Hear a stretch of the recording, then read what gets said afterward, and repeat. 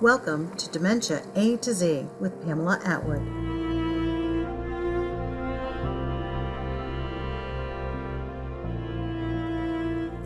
Hi everybody, I'm Pamela Atwood, certified dementia practitioner, gerontologist, and owner of the Atwood Dementia Group.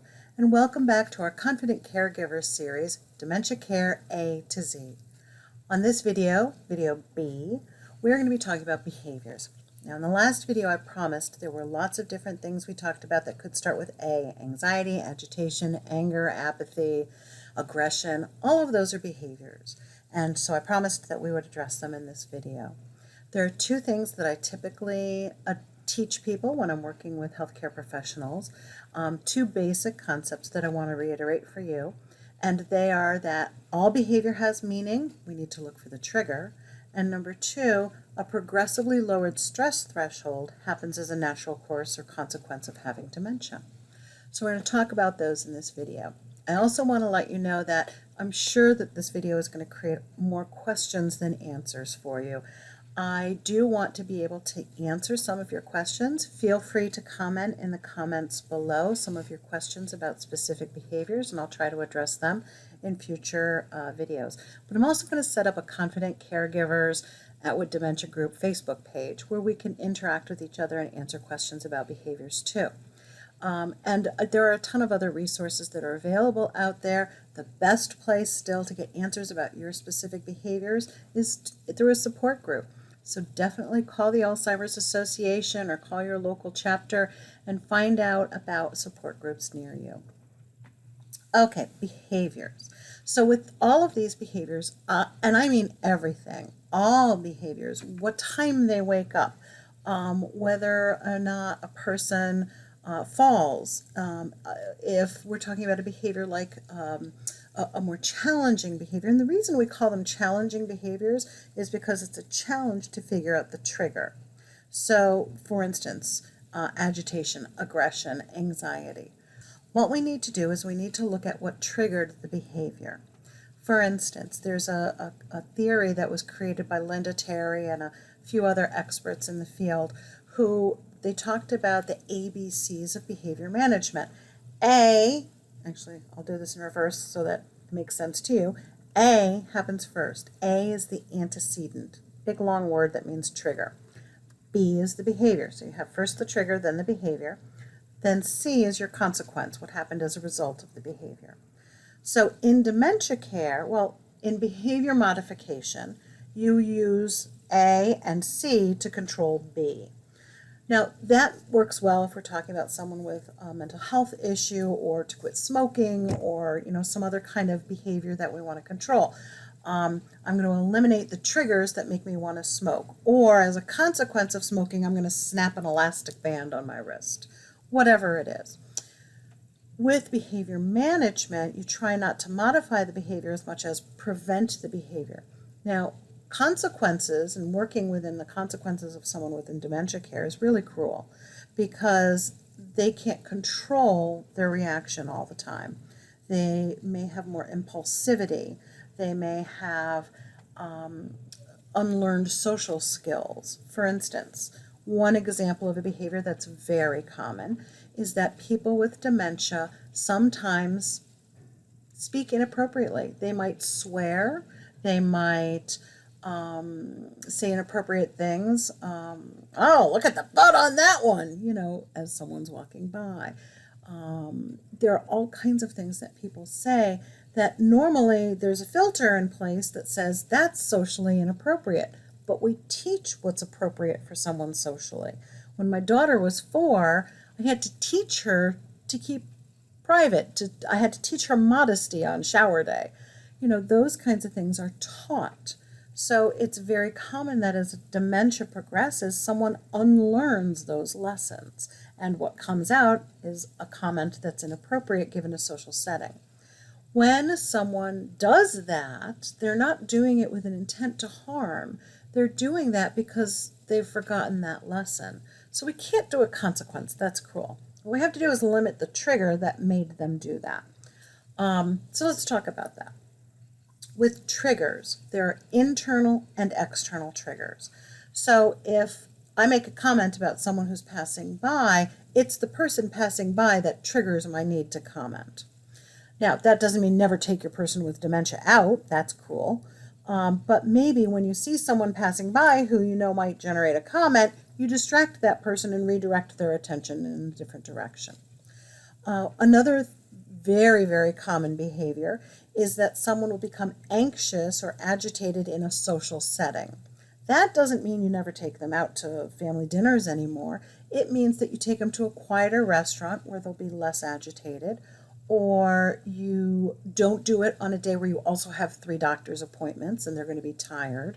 Or maybe what you do is you say, instead of going out for dinner, let's have 2 or 3 friends over for dinner, and we're going to limit the time that they spend here with us. Or we're going to go to my sister's house for dinner, but we're going to leave after an hour. So that we're limiting the amount of time where that person is going to become agitated. So I've just mentioned a couple of different triggers in those scenarios. A noisy restaurant, the external is an external trigger.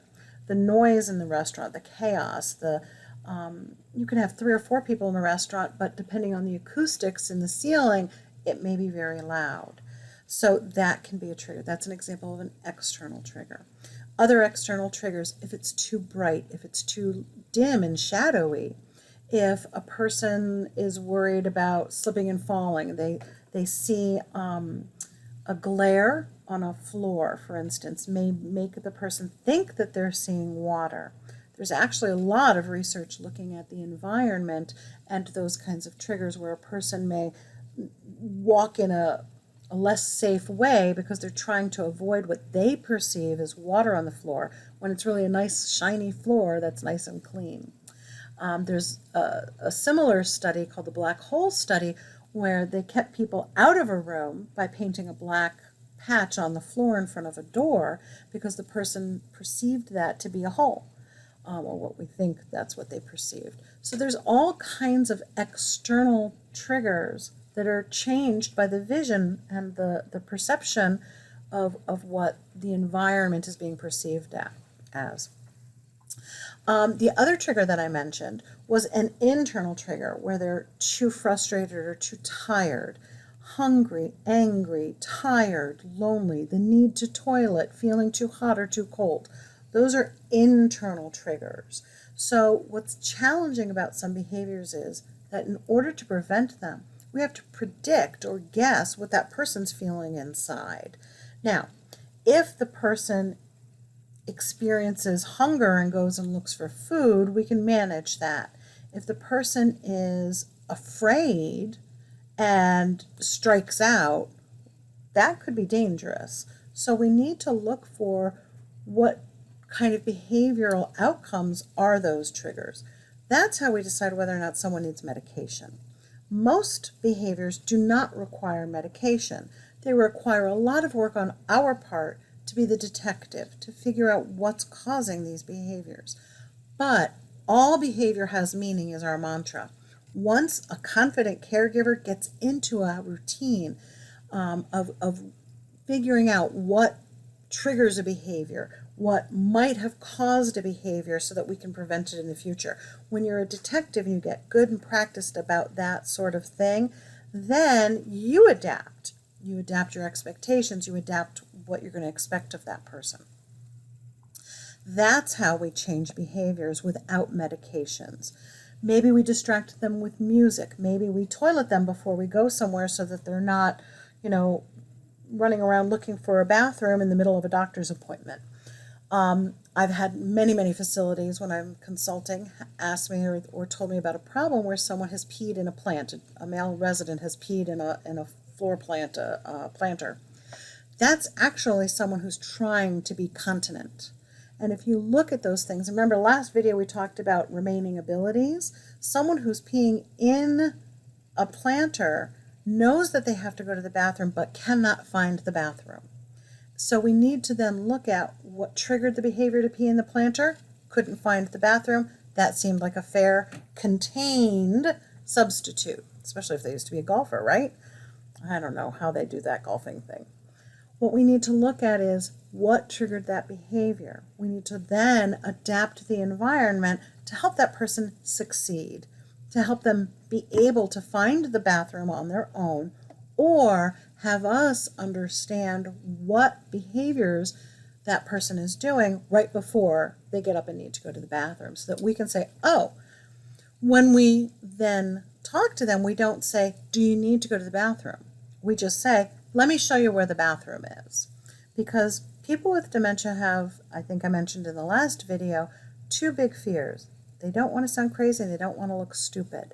So we need to help them by protecting their dignity in that way. So then instead of saying, do you need to go to the bathroom? Oh, well, I'm an adult. Don't have to ask me that. I'm not a child.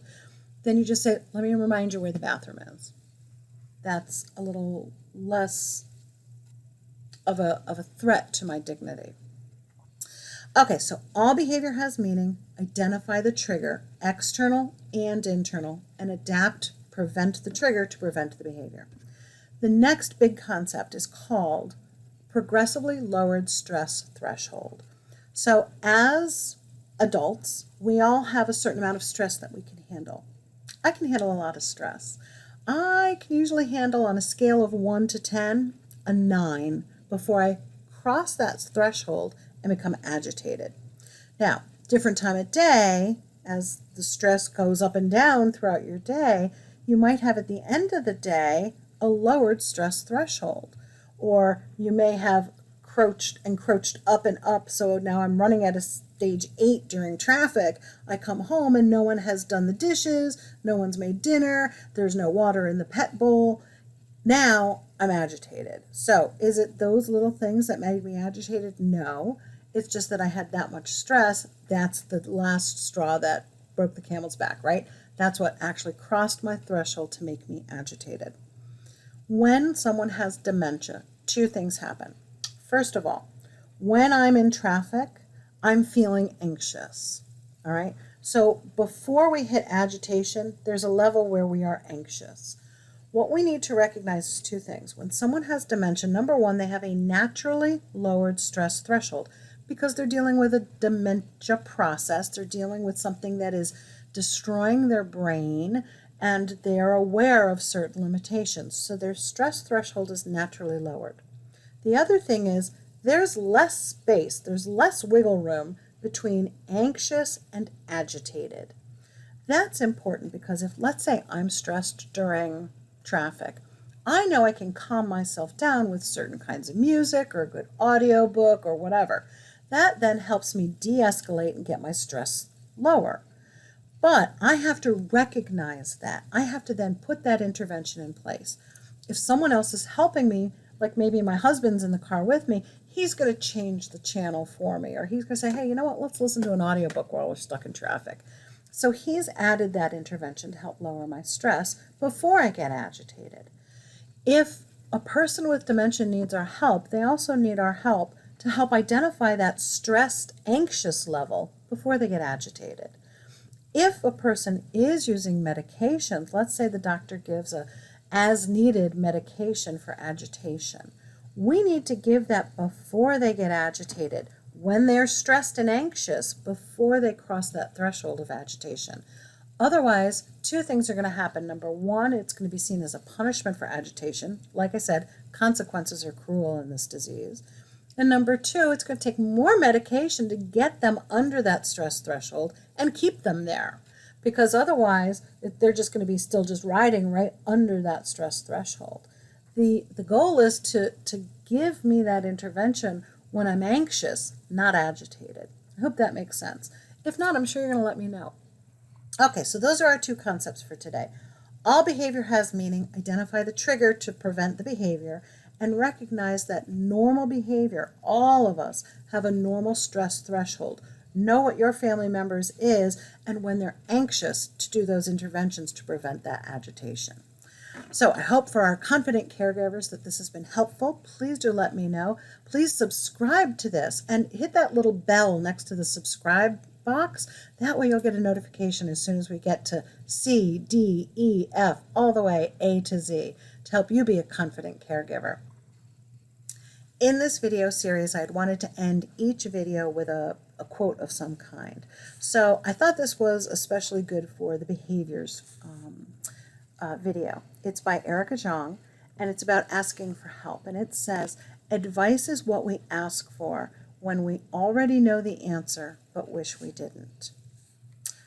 Think about that for dementia care. We already know the answer but we wish we didn't. To me, I think we as confident caregivers really know that we can't expect the person with what is in essence a broken brain to change. In order to change those behaviors, we have to change. We may have to change our schedules, or we may need to change our approaches or the way we communicate. We may need to change how we do our work, or where we do, or if we do work. There are lots of things we may need to change.